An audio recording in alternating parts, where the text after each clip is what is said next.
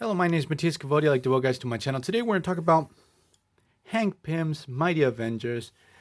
This was a really good series. I had a lot of fun with it. And when Hank Pym became the leader of the Avengers in this particular lineup, I love the team. Hank Pym becomes the Wasp.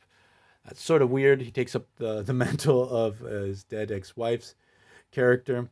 But it does work for me because Hank Pym gets the spotlight. I think he's such an awesome character. Cover the first story arc with this particular team. So we're going to cover Mighty Avengers issues 21 to 23. This happened during the dark reign of the Marvel Universe.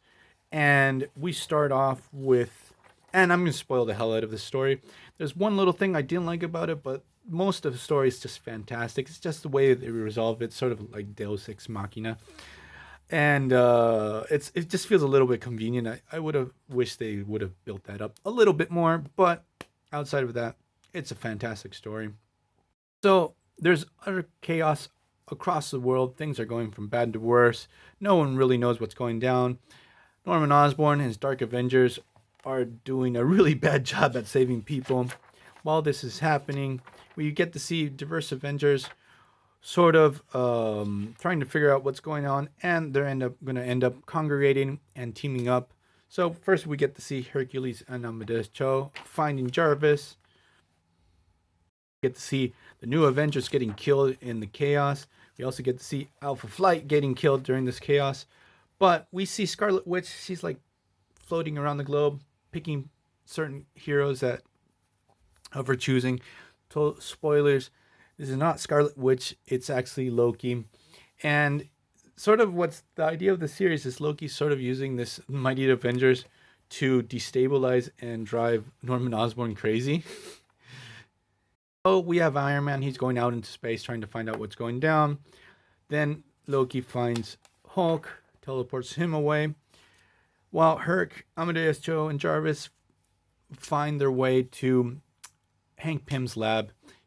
There's a really cool concept that Hank Pym has created this pocket universe where he's going to build the Infinity Mansion, and they can teleport or pop up anywhere in the world. So that idea is pretty cool. So we get the big reveal of Hank Pym becoming the Wasp. The dialogue, Dan Slott, because this story, sorry, I forgot to tell you, is written by Dan Slott. The dialogues are just hilarious at moments. They're very well written. Art by Khoi Pham. Really good art too. I like it. And forgot to tell you guys, it came out in 2009. So Hank Pym, Hercules, Amadeus Cho are trying to find out what's going down. We have also Jocasta is going to be an important character in the series. They discover that they're going to have to go to Mount Wundagore. Seems to be the source. So we have this sorcerer. His name is Mordred. He got his hands on the Dark Hole, and he something really stupid. He let loose Chthon. He's like one of those ultra powerful evil elder gods, and he's doing what Chthon does, which is bring total chaos on Earth.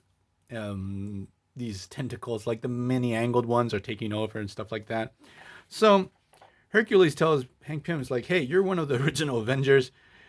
You got to make a team, and we got to start avenging. So the story does dip into the fact that Hank Pym was the one that was able to outsmart Loki back in the day. And he's been one of the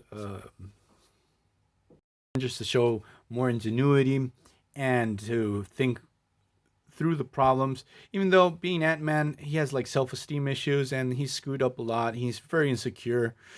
And also the story does illustrate that there's sort of a rivalry between him and Tony Stark, and Tony Stark always sort of talks down to him. And so you feel sort of sorry for Hank Pym. So he's sort of on the fence on being a leader of an Avengers team. And also he's dealing with the fact that he was kidnapped by aliens. He's just got back on Earth. But they arrive at Mount Wundagore. They're met with Loki, and he teleports the rest of the team. I love this lineup. We have U.S. Agent. I always love this blockhead. Hulk's not going to stay on this team. He's just on for one issue. Hank Pym, Hercules, Jocasta, Stature, and the new young Vision, who's the original, but it's sort of weird.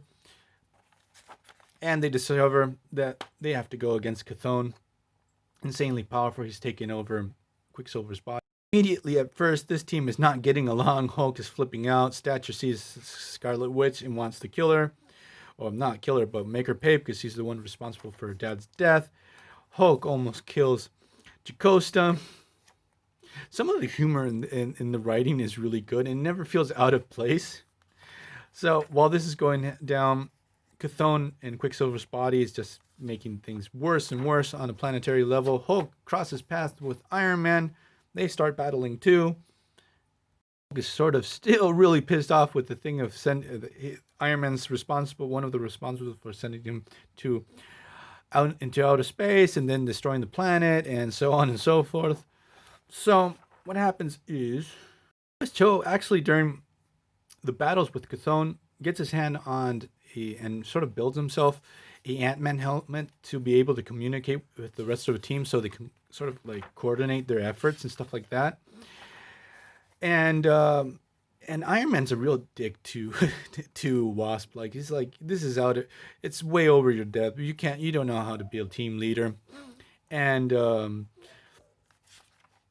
this sort of really demoralizes poor Hank Pym. But at the end of the story, he finds that he can be a competent leader and that he can outsmart Chthon. And what he does is, and this is what sort of just feels, they should have developed this a little more, that the Ant-Man helmet is used to be communicate, in this case with ants, well, previously with ants, but it's connected to the parts of communication within other beings' brains. So he uses the Ant-Man helmet to deactivate the speech area of Quicksilver's brain, so Chthon can't create spells. He can't, because spells have to be spoken.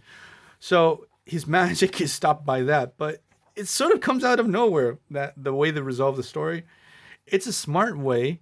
They should have just developed it a little bit more. But I'm going to leave this story here. The Avengers defeat Chthon. It's a great story. This is a great run. So see you guys next time. Bye.